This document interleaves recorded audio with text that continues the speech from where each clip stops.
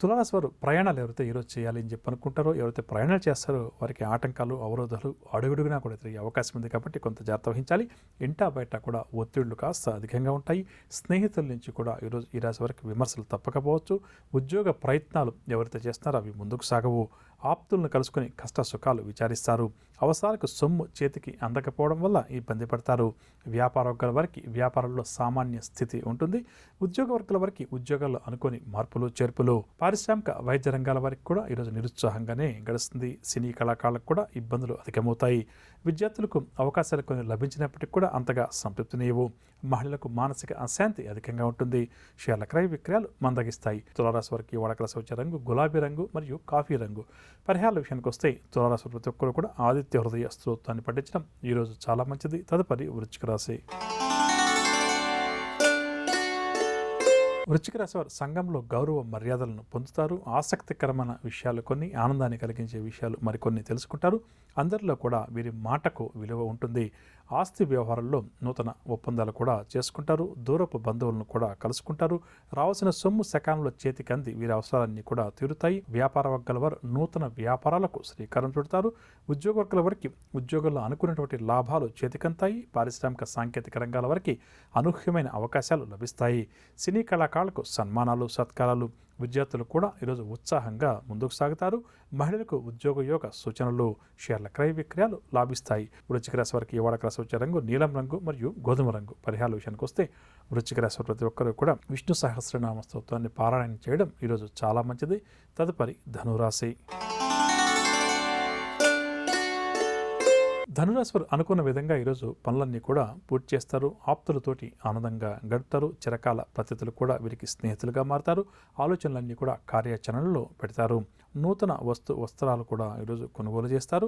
వ్యాపార వర్గాల వారు నూతన వ్యాపారాలకు శ్రీకారం చుడతారు. ఉద్యోగ వర్గాల వారికి ప్రమోషన్లకు సంబంధించిన సమాచారం అందవచ్చు. పారిశ్రామిక రంగం వారికి కూడా పట్టింది బంగారమా అన్నట్టుగా ఉంటుంది. సినీ టీవీ కళాకారులకు సన్మానాలు, సత్కారాలు. విద్యార్థులు అనుకున్న ఫలితాలు దక్కి ఉత్సాహంగా ముందుకు సాగుతారు.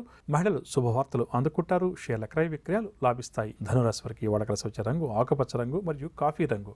పరిహారాల విషయానికి వస్తే ధనురాశి వారు ఈరోజు హయగ్రీవ స్వామివారిని పూజించడం, హయగ్రీవ స్తోత్రాలు పఠించడం చాలా మంచిది. తదుపరి మకర రాశి.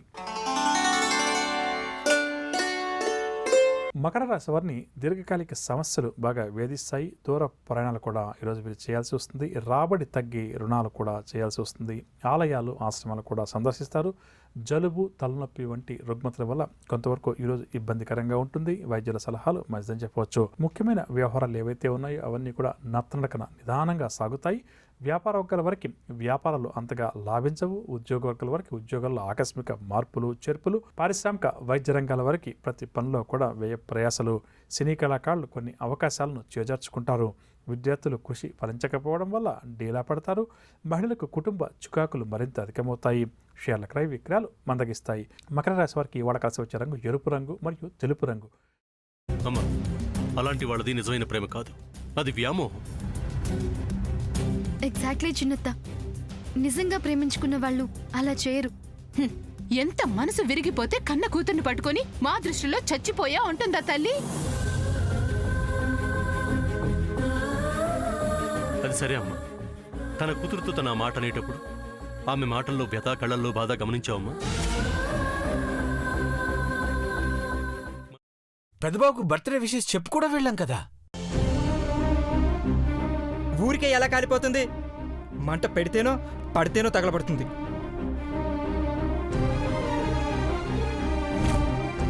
కరెక్ట్ చిన్నబాబు, నీకొచ్చినట్టే నాకు డౌట్ వచ్చింది. పార్వతే షర్టును తగలబెట్టిందనుకుంటా.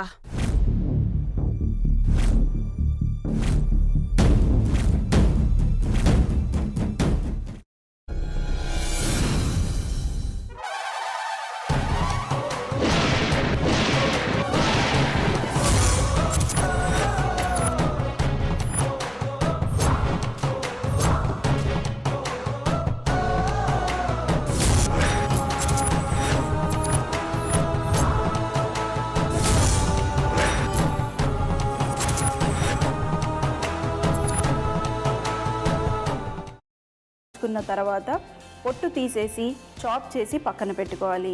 ఒక ప్యాన్లో కొద్దిగా నూనె వేడి చేసి అందులో ఆవాలు, మినప్పప్పు, శనగపప్పు, కరివేపాకు, సన్నగా తరిగి పెట్టుకున్న ఉల్లిపాయలు వేసుకుని 1 నిమిషం పాటు వేయించుకోవాలి. ఆ తర్వాత కాల్చి కట్ చేసి పెట్టుకున్న వంకాయని కూడా అందులో వేసుకుని బాగా మిక్స్ చేసి బౌల్లోకి ట్రాన్స్ఫర్ చేసుకుని అందులో తగినంత చిక్కటి పెరుగు లేదా పల్చటి పెరుగు వేసుకుని మిక్స్ చేసి అన్నంతో కానివ్వండి, చపాతీతో కానివ్వండి సర్వ్ చేసినా చాలా బాగుంటుంది.